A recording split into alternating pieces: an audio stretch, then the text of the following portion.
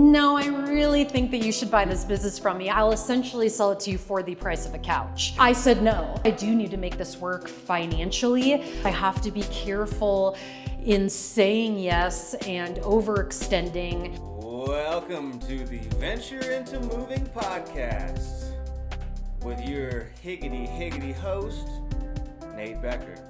That's me.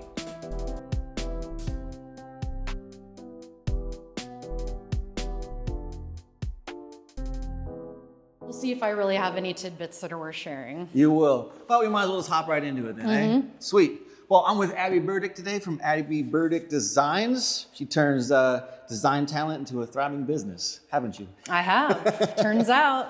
Okay. One good thing I want to talk about is that you were the B&I president from 24 to 25, right? That's right. You just gave up that role, or how's that work? I did. You know, it was honestly so great to be able to lead that group and just like kind of set the tone of the energy of the group for an entire year. But also, I see it. I'm like, bring the energy. Right. And, you know, I really did enjoy that role. It was really great to stand up there and do that, but it's also really nice to pass the hat and be in the audience at this point. It's probably a lot of work. It is a lot of work, but work that was worth it. I mean, really, truly, the business networking stuff is where it's at here in Bend. So I was happy to be a big part of that.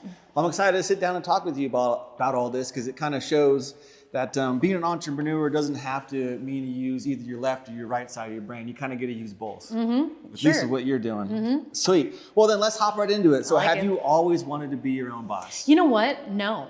And I'm not even sure if that is still what I want to do. Do you like being your own boss? I do like being my own boss, but forever and ever amen, I'm not sure. I've always been worked in big groups and always been in administrative roles in big groups. So always in supportive roles, never my own boss, always working for the boss. But being my own has been fantastic, especially if it means that I could say yes and no to projects, yes and no to schedule, yes and no to scope of work, and all of that is pretty sweet. So, but no, didn't always think that was going to be the case or something I strove for. Well, before you became your own boss, what were you doing? What was your previous? Yeah, so just before this gig, I lived in the state of Washington, and I worked for the Parks and Rec department in the city of Bellevue. That's why you were yelling "Go Mariners" earlier. That's right. That's so true, which unfortunately their little season came to an end, their little big season. But yeah, I worked for the Parks and Rec department in the city of Bellevue. I know Bellevue. I used to live in Bellingham and Seattle. Okay, got it, sure. So this is somewhere in between. And you know, Parks and Rec, such a fun job, just like the show, really truly, I have discovered that sitcom television comes from the truth on some degree, and Parks and Rec, that show's no exception. But yeah, I worked like large special event planning and execution, sponsorship acquisition for large events for the city. I secured a full-time position with the city and was going to work there. Was going to work there till the end and collect a pension. That was the plan until Abby Burdick Designs came along and ruined the plan. Well, when did the idea come to fruition? When did you sit back and think, you know what, this good job with these good people and this good fun, I've had enough of it. Totally. I want to be my own boss. I know, totally. This is actually a really great story because it was a family friend that owned the home staging business, a dear family friend. And it was time for her to retire. She'd been doing it for a few decades. And I kind of even barely knew exactly even what she did. And she was due to retire. And she's like, hey, Abby, you know what? I think that you should probably buy this business from me. And I'm like, no way. I'm in my dream job. So you bought her business? Well, yes. And her business was called Abby Burdick Designs? It was Terry Capalbi Designs. Yes. So right, just a little change of the guard. But I said no. I was like, absolutely not. I'm like, I'm in my dream job at the city of Bellevue. I had that plan to collect the pension at the end. I secured the full-time position, which is hard to do with the city. And I said no. She came back to me a few weeks later and was like, no, I really think that you should buy this business from me. I'll essentially sell it to you for the price of a couch, right? Like 5, 6, 7 homes worth of inventory for the price of one couch. She's like, this is something you need to do. You're going to want to do it. I said no. Oh, geez. Okay, so then it was like a week or 2 or 3 after that it was then my husband that got on board that was like, you know, I really think that this is something that we should look into. So bought the business, finally said yes, bought the business, and I was like, I'll just kind of do this for like funsies, little fun. and like on the weekends, Part-time. Still, part-time. so you kept your job? I kept my job, which was full-time and crazy, right? It was 2 staging jobs in, that was like almost immediately that I was like, oh, no. This is awesome. This is cool. This is how you make money in a lot less work and a lot less time. And it felt good for that left brain, just like the creativity and more. And I was like, this is something. So I put in my notice, went full time very much right away. This was all in Washington State. So when I moved to Bend, Oregon, kind of had to do a little restart. And that's kind of where I walked into the networking world. And really that was what launched my career here. And I'm thriving and well at this point. So it seems then like if you had a business in Washington and then in Bend, Oregon, it's like starting a whole new business again. Literally. You have no contacts. Totally. All I did, the best part about it was I was able to move over the amount of inventory and the inventory that I loved. I kind of got to like bring sort of a curated version of my business to Bend. So I knew that I had a system of inventory that worked. And so then it was like, now I just got to go meet people. Pretty easy thing to do in Bend. People are great. They're willing to meet. A lot of people here are moving and shaking and doing their own thing rather than, in Seattle, you come from, everybody works for tech.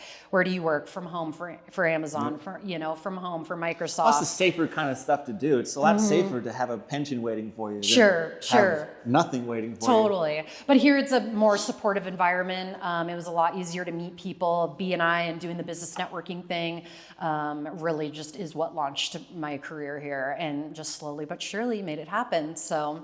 But in Washington, you said you were 2 jobs in and you thought to yourself, this is what I want to do. But why? Like after that second job, what about it was it because you were able to be creative, or because you were able to set your own pace, or what was it that was the candy that made you want to keep? Totally. And kind of a little bit of all of that. The creativity for sure. And a lot of what home staging is almost like kind of that special event vibe, where you are kind of doing like that big setup for that big day and that big reveal. And then it's like you take it all down and start over. So it almost like it kind of mirrored what I was doing, except for I was doing it one day here and one day there, and making the amount of money that I made in 40 hours a week, every week. There you go. Yeah, exactly. So that's where I was like, ding, ding, ding, this is fun, and it makes sense monetarily. It makes sense, and dollars. And dollars, turns out. So kind of a win-win. I mean, where do you really get that right off the bat?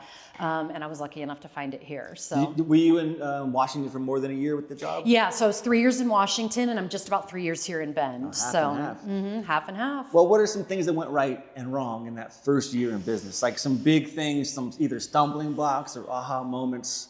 What are some big things that happened year one? You can kind of advise the Totally. watchers. You know what? It's like, it's almost to this day, year 6, where it's like every single job I maybe take just a little too seriously, and when I was new at it and didn't have, a lot of success with each and every job under my belt, it was really just like my internal anxiety with it all, of just being like a perpetual pleaser. Am I going to be good enough? Am I going to be good enough? And really, am I charging too much? And it's like kind of like that second guess in that first year that almost killed me from the inside out, because after each and every job, it was like you just continue to get that positive feedback, and you really are offering something that people need. Yeah. And so it's just a matter of being confident in that and charging appropriately, being the boss, leading each situation, and being confident in all of that.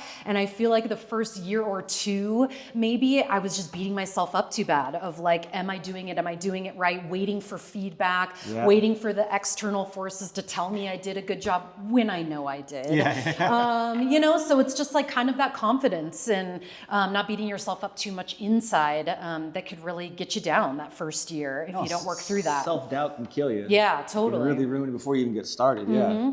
Well, who was your first real client? Did you, after you got through the clients you already had when you bought the business of 6 or whatever you already had, do you remember the first client that you actually hooked and sunk yourself? Sure, I totally did.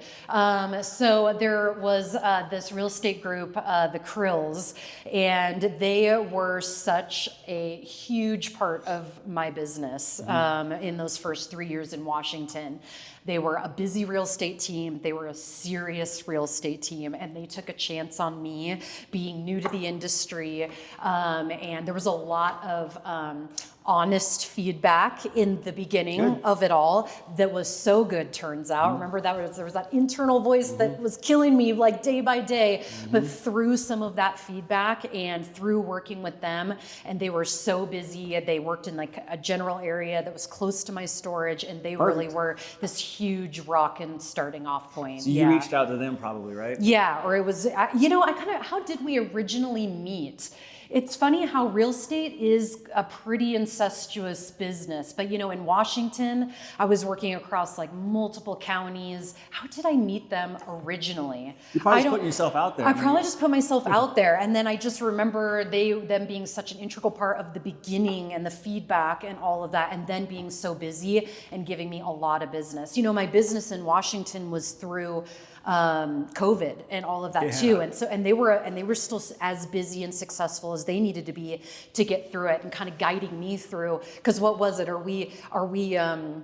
What was the word that was used in COVID? Like, am I essential? Am I an essential business? And, and I'm like, do I go into homes and mix my stuff with theirs, and just really like working through that with them? They were just such a big part of my business. Well, you help homes sell. That's an essential thing, right? It is. Yeah, that's true. Market. Yep, that's right.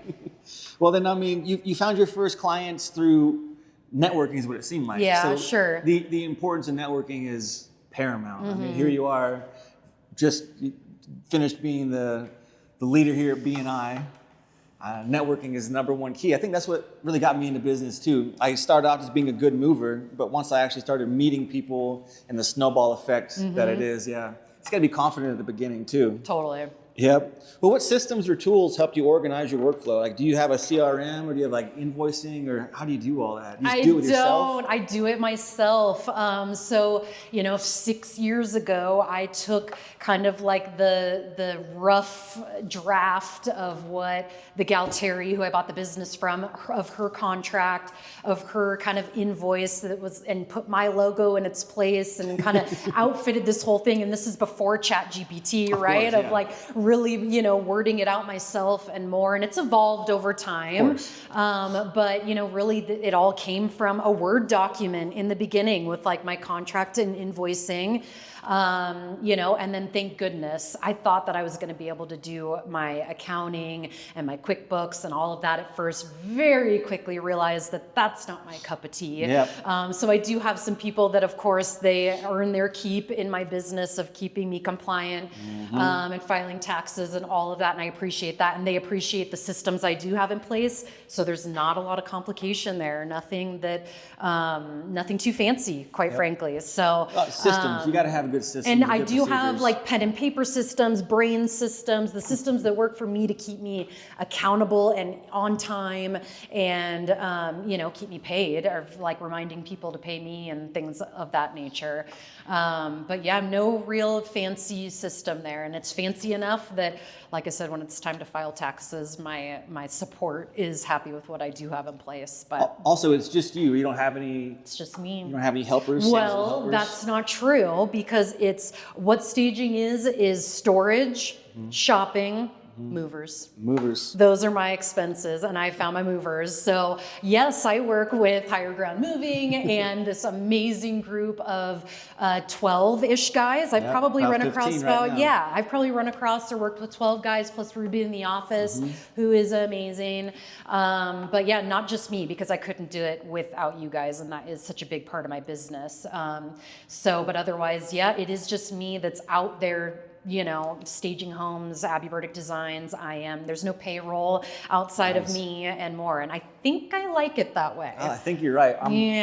Having 15 employees is a little tough. 15 difficult things. They're awesome, but it's tough. Sure. But so someone's trying to get into home staging. What does your day-to-day look like now? Six years deep, essentially. Sure. What can they expect 6 years into being a home stager, keeping it small, one-man show?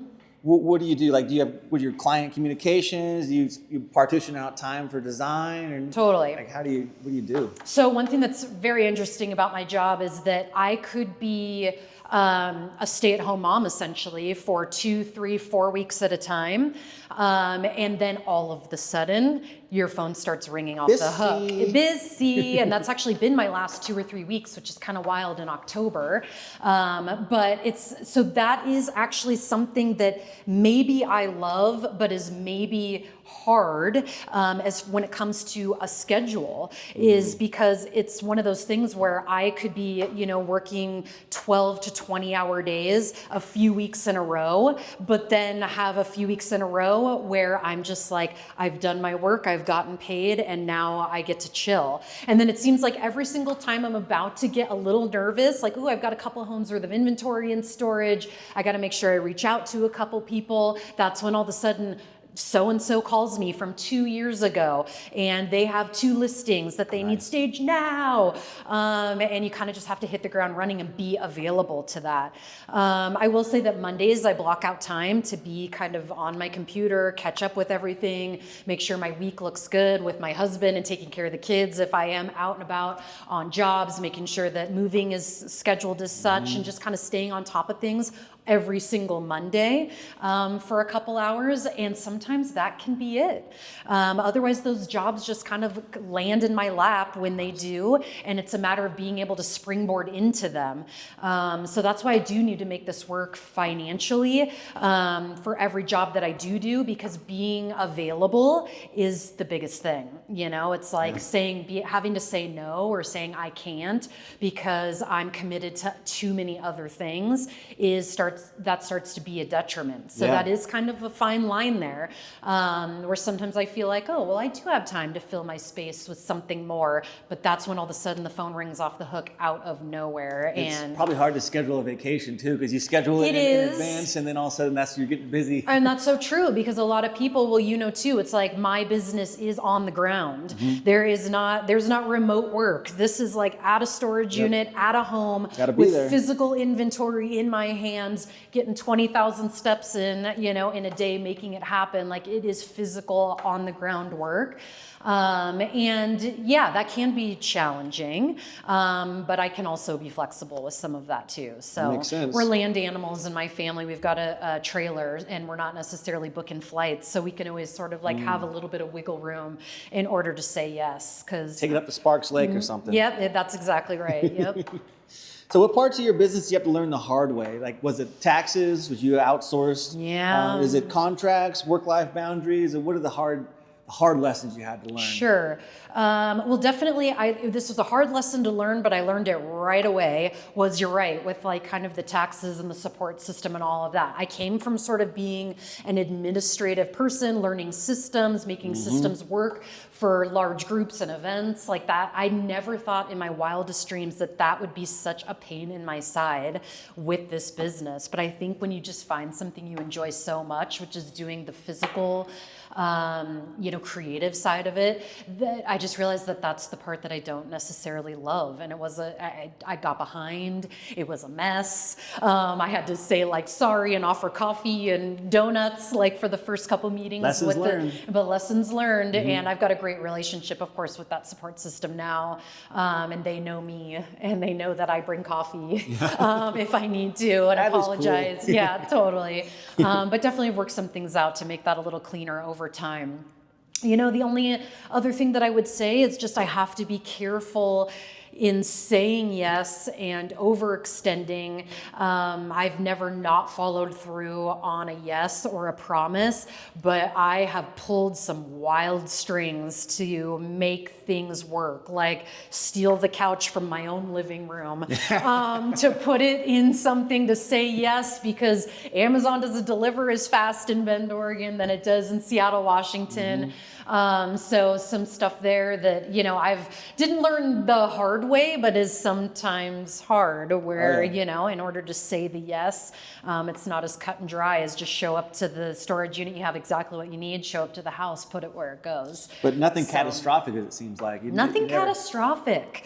A few times where it's like the weather is awful, and getting the moving trucks from point A to Boy, point do I V. know. Yes, but working together with all of that, everyone's so reasonable and wonderful in all of that. It's not like you're going to get a million people coming through an open house in an ice storm either. So, it's like everybody just kind of pumps the brakes and like make sure that, everybody's safe and sound. We're going to get the work done, just being, open communication, setting proper expectations, getting everyone in the loop, which in my case, there's not a lot of everyone, right? Communication is probably a really big part. It is, and there's not a lot of moving parts like in what I do. It's like if I can open the storage, if my movers can get there, and I just communicate with the property owner or the real estate agent of what's going on, that's kind of where it ends. So it's like it's very nice that it's simple in that fact. You didn't find your movers right away. How many different movers or moving companies did you go through? Do you have any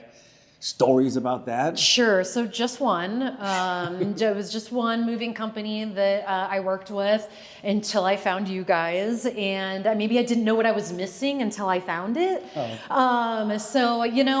Definitely scheduling is the biggest, hardest thing, because I know that I'm asking a lot when maybe a real estate agent or a property owner is asking a lot of me as far as like, I need this done yesterday. And it's like, well, that's hard. Movers. So yeah, exactly. And I'm like, okay, do I have the inventory? Yes. But it's like, do my movers have availability? Let me check. And that is a very, we have to give grace and respect for a busy, moving company.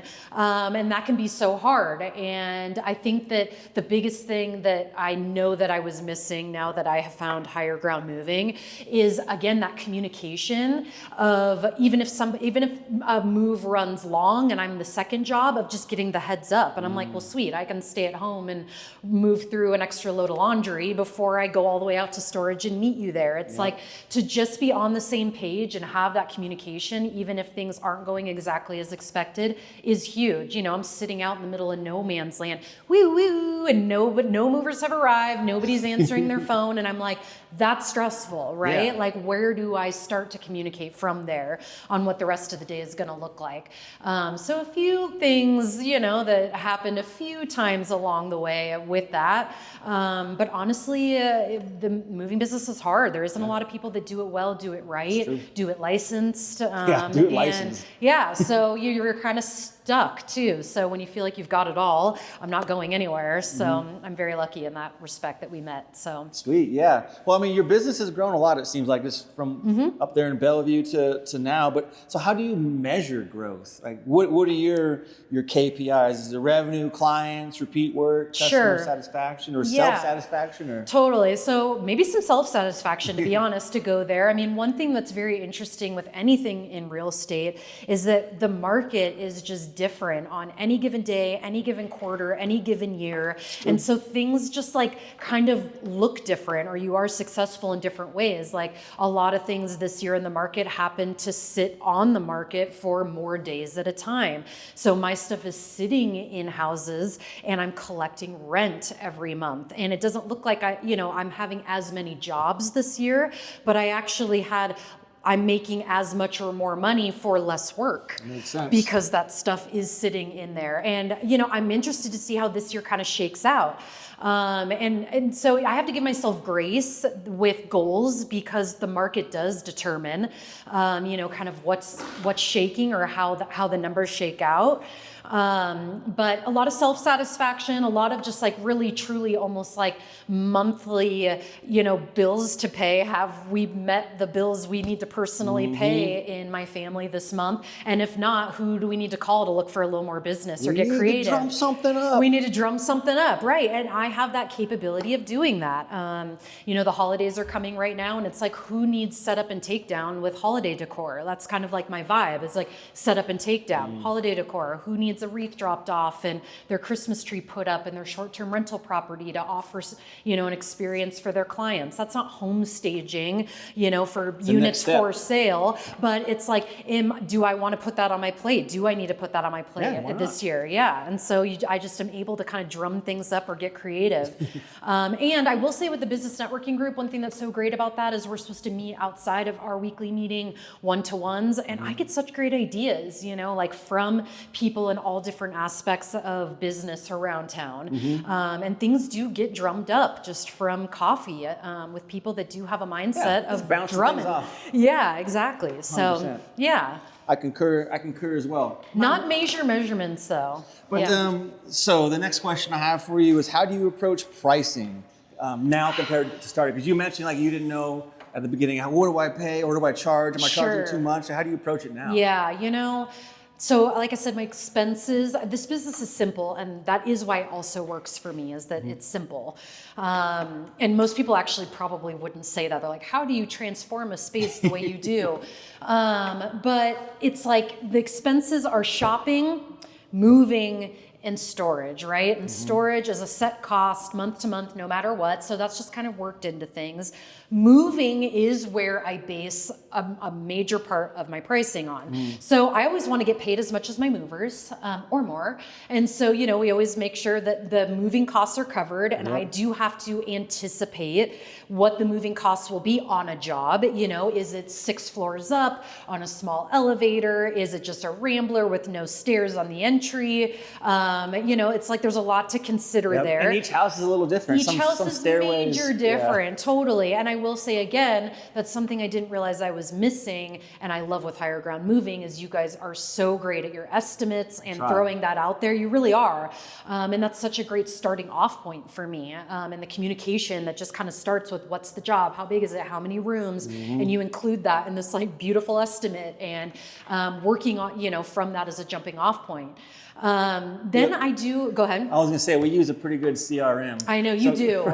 Everything is pretty nice that comes out from all of that branded. Better be. It's all branded. It's timely. It's like all those reminders, and how it kind of is communicated to me is always like in the perfect like ding, and helps me, communicate with what I'm working with too. So that shows. Yep. Yeah, for the person that uses you over and over and over and over again. Good. So movers, try smart moving software. Okay, there you have it. Yes. And yeah, the pricing thing is, so when, moving prices go up, I raise my prices. When storage prices go up, I raise my prices. When the cost of a couch or the shopping part of it goes up, I raise my prices. I try to kind of only nudge at any given time, because of course I want to put it out there. If I ever am going to do something that is palpable, as far as a price increase. But yeah, I've just kind of determined over time, like what people, say as too expensive, not, or that are like, yes, that's great, or Googling and having AI, like what are home stagers charging and things of that nature, and just trying to be as consistent as possible and really feeling like what I'm charging makes sense for the amount of work I'm putting in. So yeah, there's a fair amount of home stagers in the Central Oregon area. We work with a lot of them at Higher Ground Moving, and it's not all of them are as fun and chill as you. So I'll put it that way. And you know what? I feel like that is part of the value, Yes. So unique value proposition. Yeah, totally. So let's start getting into the next section of this and try and give a little bit of advice to someone up and coming, trying to be the next Abby in our area. So what mistakes early on shaped how you run things today, and how could you advise a startup to minimize these mistakes? Was it pricing mistakes, or? It's so hard because I don't want to say it. Mistakes are so hard because of course I've made mistakes. It's just tuition. Like mistakes are just college, like payment. That's what I mean. That It's almost like it's one of those things where it's like any mistake that happened early on, or any like feedback, that whether it was internal or external, that it's like feedback still exists every single day on every single job in this job. And I don't ever really look at it as a mistake, or I don't know at what level it starts to be a mistake, And I think maybe we've touched on this already a little bit, but it's just being careful about overextending yourself in this particular business. Saying yes too often, too fast. Saying yes maybe too often or too fast, and not giving yourself enough time to maybe like acquire inventory, or no, because I call it panic purchasing. When you go out and have to like panic purchase in order to like say yes to a job, and then you kind of end up with inventory that isn't like quite what you want it to be, or there's just a lot of anxious nature there that of like, it didn't really turn out quite how you wanted it to be if you had had a little more time, and just being honest with that kind of stuff instead of, yes, being the value prop, yes, with proper expectations or like the absolute best expectations plus a little is what kind of really lets things fall into place. And learning how to say no sometimes. And too, maybe right? learning how to say no sometimes. Yeah, totally. Which actually my first couple of no's, straight up no's, have been since this business in Oregon. I never said no in Washington. It's hard to say no when you start out. It is. It totally is. Right. And you're just not really sure, like, am I doing a good job, or is this going to work out, or do I absolutely... The fear, if I say no, then maybe I'm never going to get called again. I'm going to get a bad reputation or something. Yeah. Just fear. Yes. So I'm not sure if that answered it, because it's not like, absolutely don't do this because it was the worst mistake ever. It seems like you're going to make different mistakes than somebody else, because I'm sure each person's going to make their own uniquely branded type of mistakes. Okay, I know. You say yes, you want to make everyone happy. Other people might not have that skill or issue. The other thing I will say, maybe in this town in general, or I don't know if it is just running a small business overall, is like it is important to be consistent.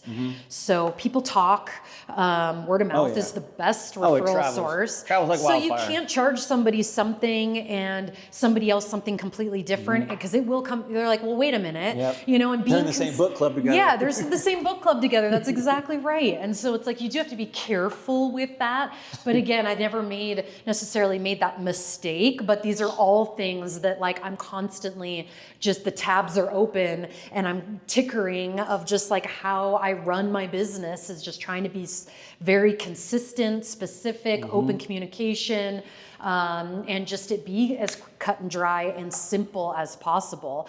And then you just show up and do the damn thing, right? And it seems like it's really up to interpretation for what you're doing. It kind of is, each home's different. It needs to be staged differently. The vibes, the price point. Totally. Yeah. That's the artist part of what you do, right? It is. And it is the very different part of what I do. So I am not an interior designer. I am not the things where I am helping people do something that is permanent. To, oh my gosh, pick out a tile and have your entire kitchen backsplash, get it put up with a contractor and all of that, and then the client hates it but has to live with it, or it's this huge mistake to like fix. That is a whole nother artistry that is not me, right? I'm the setup takedown girl. It's like, it's always gonna look better, and it's for a short period of time and to do what I do. And it's like that setup takedown, that event, that special event, that like wow factor, and then it's over. You're not there for a long time, you're there for a good time. Yeah, okay, love that. Okay, good taglines in the mix today. I love that.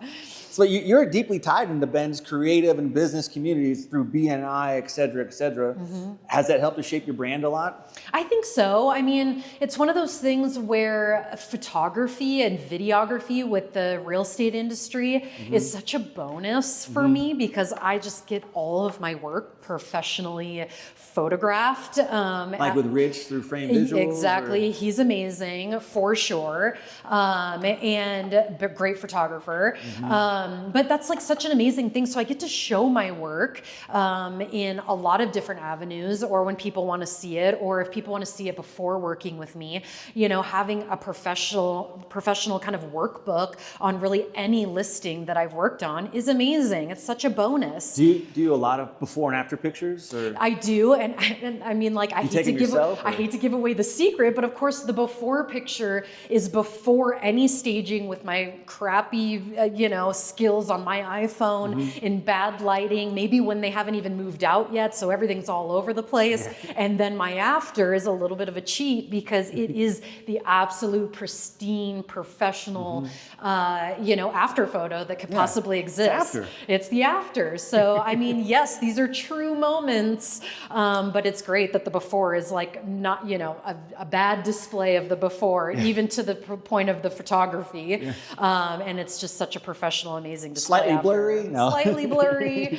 All the shades down, Yeah, but that is so fun, and such a great way to kind of, showcase, what I do is that I get my work professionally photographed each and every time. So it's kind of a bonus. Sweet. Well, how would you coach a new business owner to start their networking journey? Would you coach? You would probably let them know, hey, to join a networking group, right? I can already see you're going to say that. Yep, absolutely. You're big into BNI.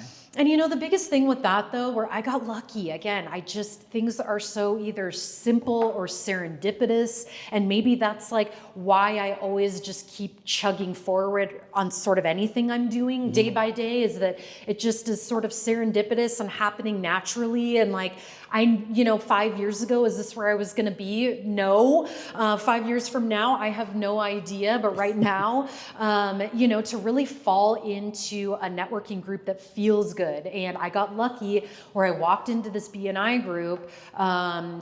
It was the real estate agent that moved us here, said, hey, there's a gal on my team. She's the president of this group. And just kind of like, you should go. And I wanted to shake a couple hands and maybe get some business cards to have coffee after the fact. Never thought I would join or make a commitment at all that day. And I got lucky. It's like a room full of people that I just clicked with. It felt good. It wasn't stuffy. There was a lot of grace. There was a lot of trades. It was real estate heavy to begin with. Jacqueline Oakland was the real estate agent and president at the time, who is so connected, so amazing. She knows everybody. She knows everybody, and she is a busy agent, and that's what we love in this business, is busy agents, people that are willing to give, that are on platforms, just like shooting off she gives me a lot of work, so. She gives me a lot of work, she gives you a lot of work. It's a lot of work, right? That's being passed around. I got really lucky there. Yes, my advice would be go until you find a group where you feel that. I was lucky enough where it was the first group. I was you got yours the first time. Yep. It's too easy. Okay, well then what's next for Abby Burdick Designs? You got any new directions, any new ideas? I don't what's next? know. That's always such a hard question, and one I ask myself maybe every single day. What's next? But I'm glad that you didn't tack the 5 years on that, right? So what's next? I will. We're getting there. So what's next really truly is right this second, I'm in like that beautiful lull after 3 weeks of crazy, okay? So I just had I saw your guys like twice a week for 3 weeks. That is a lot of staging and unstaging. All my inventory is gobbled up right now. I'm paying for an empty storage unit, which actually is the sign of a busy stager, so that is good. Nice. And right now I'm going to take the next week or 2 or 3 to enjoy the lull, catch up on my website, catch up on BNI admin, catch up on all of that. So that's what's immediately next.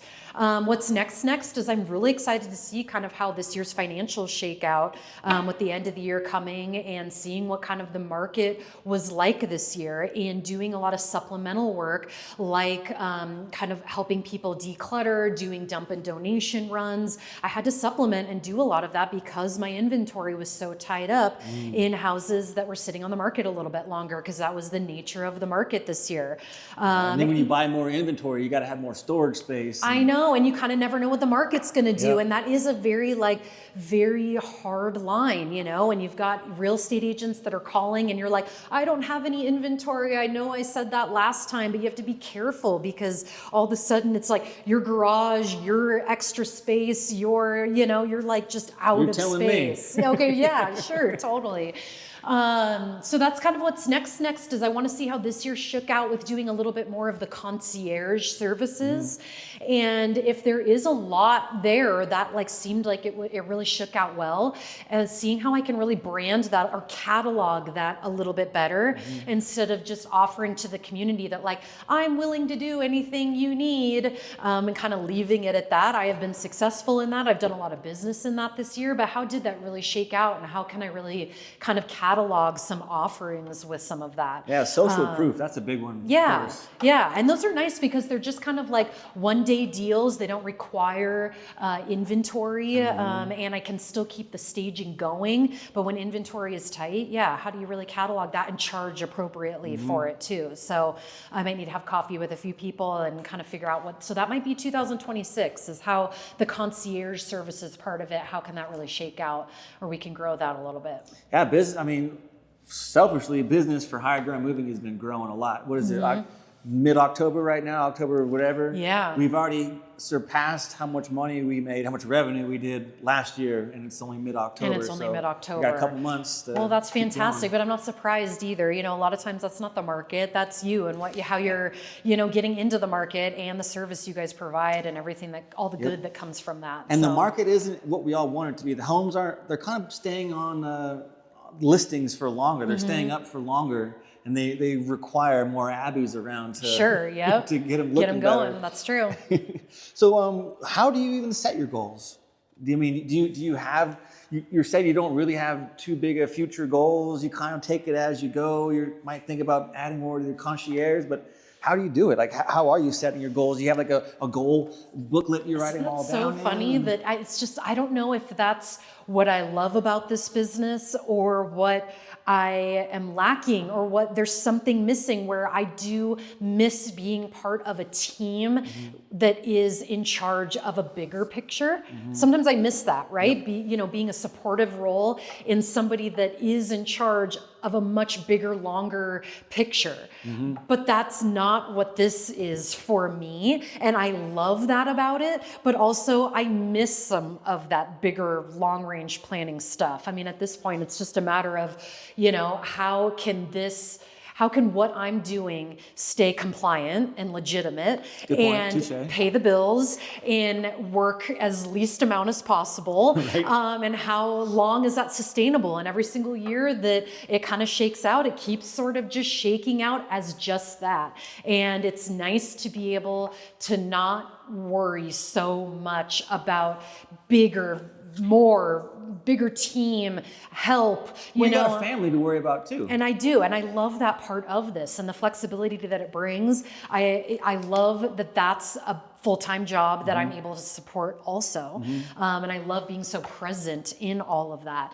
But sometimes when, if there's ever a lull because all my inventory is in use and there's not much, that's going on, I'm caught up with the family, I'm like, okay, what more could I be doing? How could I be supporting a team that needs support and, needs to put on special events and I can be on some sort of committee? Or does that look more like volunteerism and working with nonprofits and being something that way? Like, there are things that, and as soon as I start to really think about that, then my phone starts ringing. Yeah. And so it's like, well, here we go. And then, and I charge, a pretty penny and people are willing to pay a pretty penny for what I'm willing to offer. Move that house. Exactly. And then I'm kind of like, well, maybe I do enjoy a book club in my off time and, not much more beyond that.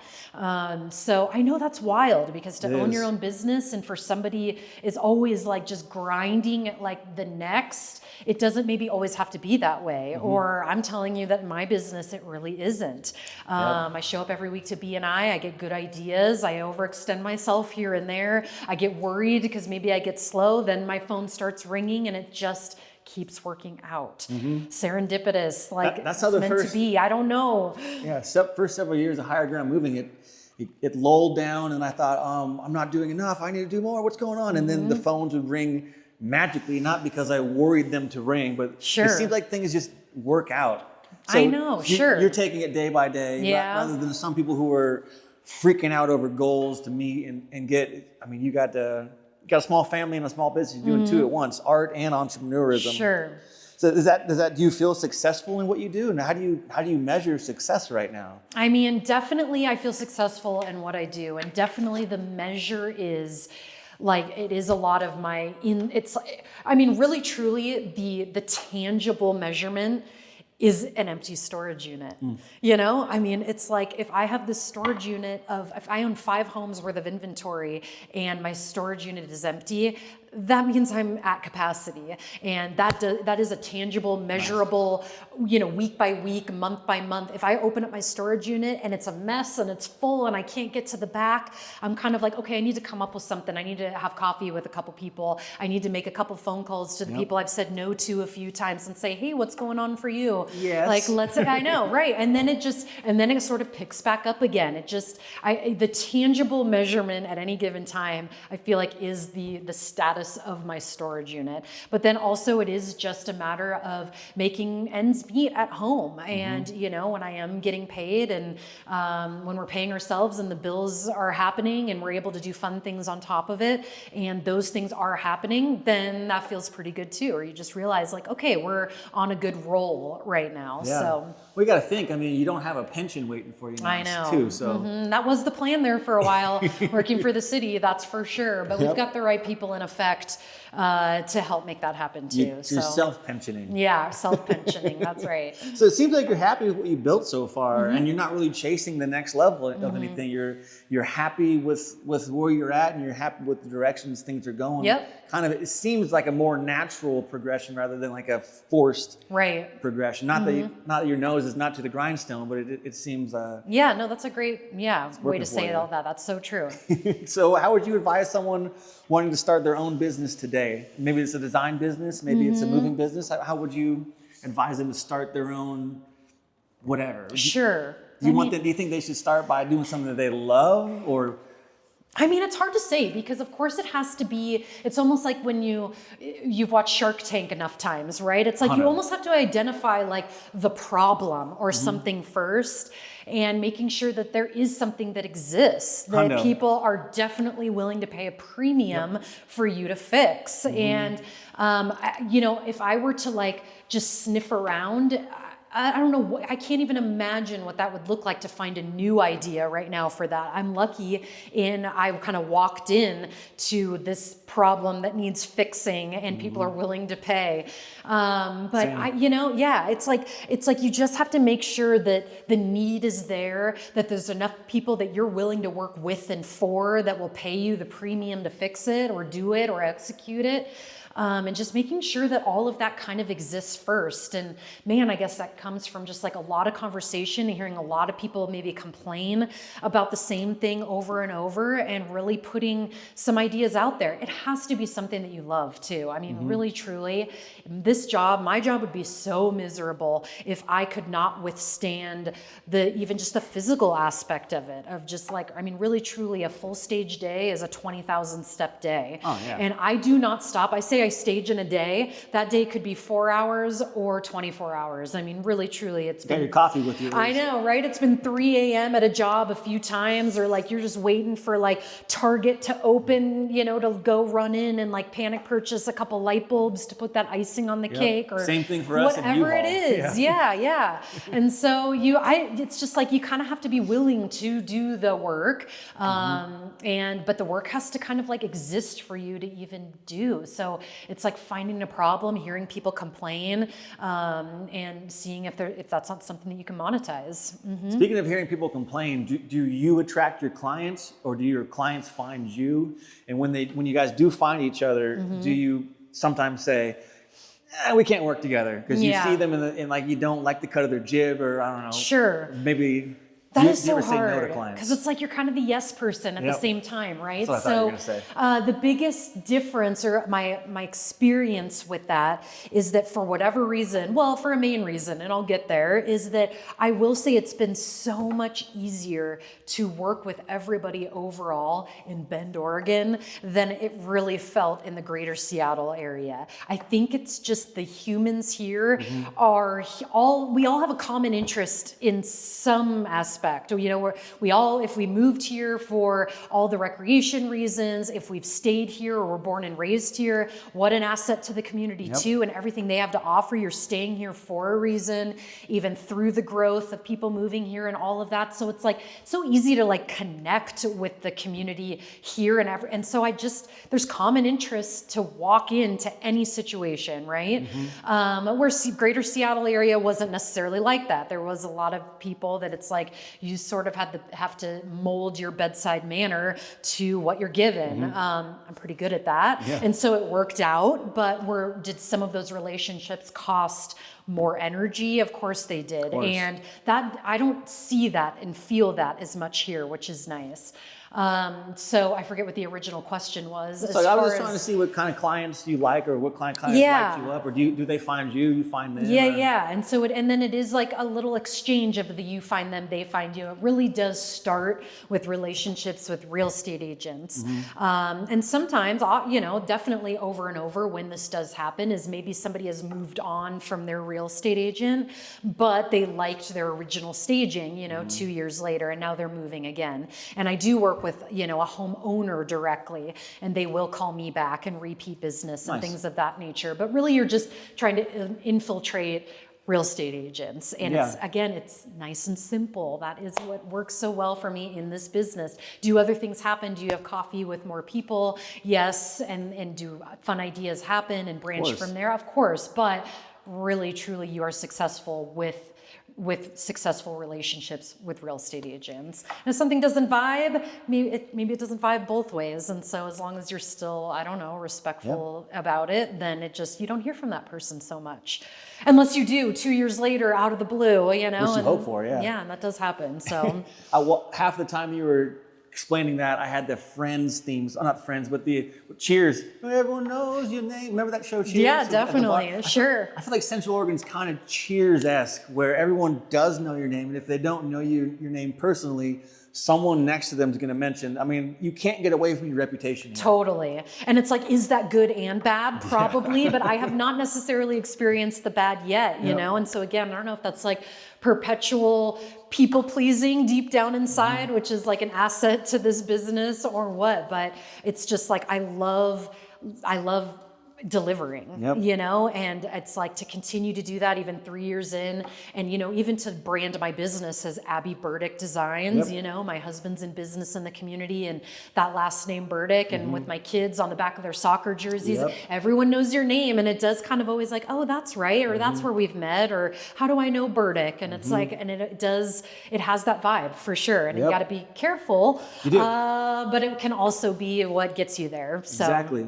So in my previous life, I used to be a professional fighter, so I could have any good, bad, whatever it sells tickets. But now that we're doing moves, I have to really curate how I'm showing myself to the public. Sure.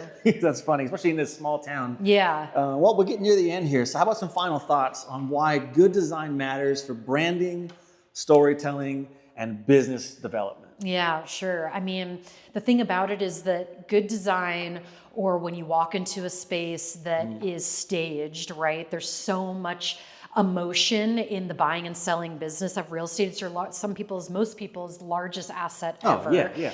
And there's just so much emotion in selling a place and buying a place and invoking emotion that feels comfortable, feels exciting, doesn't feel distraction or nerve-wracking or anything like that. Being able to curate that and be successful in that is so huge, and it gives me so much satisfaction when that continues to happen over and over. But when you just have families like walking into an asset and just getting excited or feeling good about what they see, or you're walking a fine line with somebody that is moving out for various reasons, not always good, not always because they're moving up in the world, right? And being able to just side by side with those people, and it's like, well, let's get this thing sold, let's get this off your plate, let's get you moving on to the next. So this isn't such a stressful thing. I mean, moving is stressful, as you know. No matter what, it's one of the top. No matter what, the good, when it's for good reasons and bad, no matter what. Moving is very stressful, and to just help people with that and evoke emotion and satisfaction in all of it is like, it's so awesome. It's just such a great feeling, and I love that. So I've noticed going into every house that I've gone in that you've staged or are staging, it seems like you're removing things off the walls, taking so much stuff out, so much stuff that would make it a home, but it could be a little bit more like divisive. It seems like all your stages are light, open, and kind of like there's no like political things on the wall. Totally. That's a big part of it for sure. Yeah. That's kind of design 101. I mean, I don't have any professional training. I mean, at this point, I'm 6 years in and I'm running a successful business.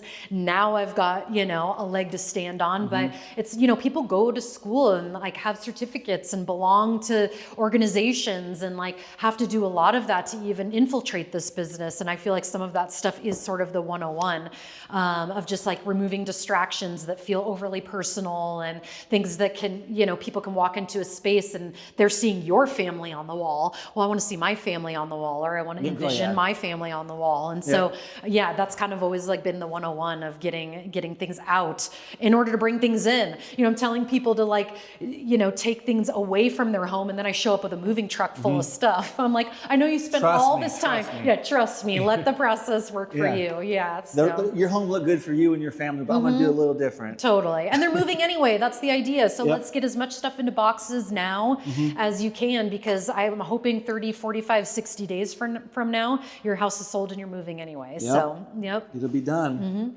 Okay, well, that's about all we're going to be speaking of today. It's been good so far. So how are people going to be able to find you to hire you here in Central Oregon? Yep. Well, I'd love to meet you out and about. If you recognize me from here or anything else, then please just say hi and to connect that way. But, you know, really text and email, phone, text, and email is the best. So 425-890-2342. Yes, I got that 425 still. Look at you go. And please text, call, whatever you need to do there. Email's great too. I'm Abby at abbyburdickdesigns.com.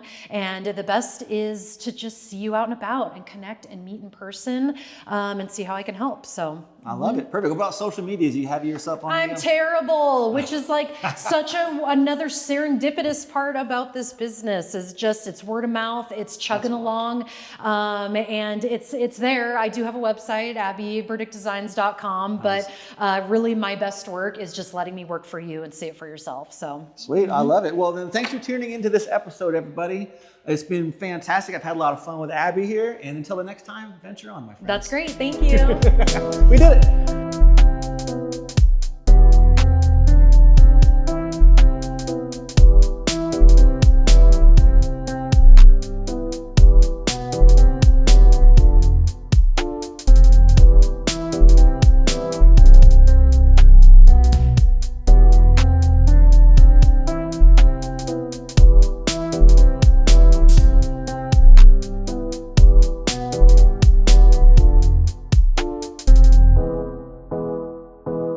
I always want to get paid as much as my movers or more.